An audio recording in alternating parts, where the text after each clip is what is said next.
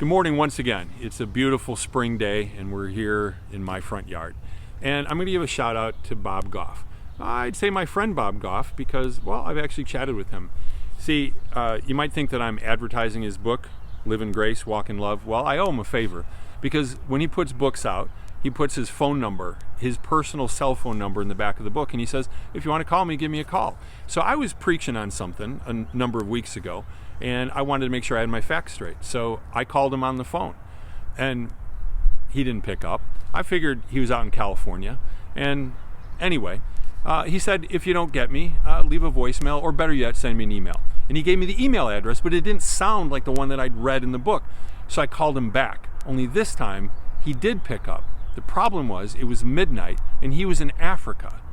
And he said that the phone call was costing more than drugs, whatever that meant. But I knew that I owed him a favor. So I say all of that to say, I'd like to share something from his book. He says this: God's never as nervous about the future or as concerned about our past as we are. You know, we're right in the middle of our story. And he says he knows some people that make movies. But he shares something about story. And I think story is important because there's got to be some conflict in it. And if you're like most people right now, you're at a point in your life where there's conflict, where you don't know what the resolution is going to be. But story without conflict is pretty boring. Well, let me just read a couple paragraphs. You know how it works. Midway through the first scene of the movie, something is terribly wrong. You don't know if the couple's love will be strong enough to endure or whether they'll receive the approval they're looking for. You're anxious someone won't survive when the plane makes an emergency landing or when the ship flips upside down. You don't know which soldiers will make it out of the battle alive and finally make it home. You don't know who that's unlikely will prove to be the hero. Regardless of the plot, this is the kind of stuff that keeps us coming back.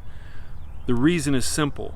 We want to know how it all turns out. And we want to know that with our lives too. But here's the key. Do you know who's not worried when they're making the movie? The director and the writer. Why? Because they know how the story ends. They know that this is just a conflict in the middle, but there will be resolution. Do you have that kind of faith with your life today? That whatever it is that you're going through, that God's going to get you through it? That you might be facing something really difficult, more difficult than anything you've gone through before. Do you trust God to get you through it? He's not worried. He's not worried about what's happened before, and he's not worried about what's going to happen tomorrow. I encourage you to place your trust in him and know that he's a great storyteller, and I believe the best is yet to come. Have a great day.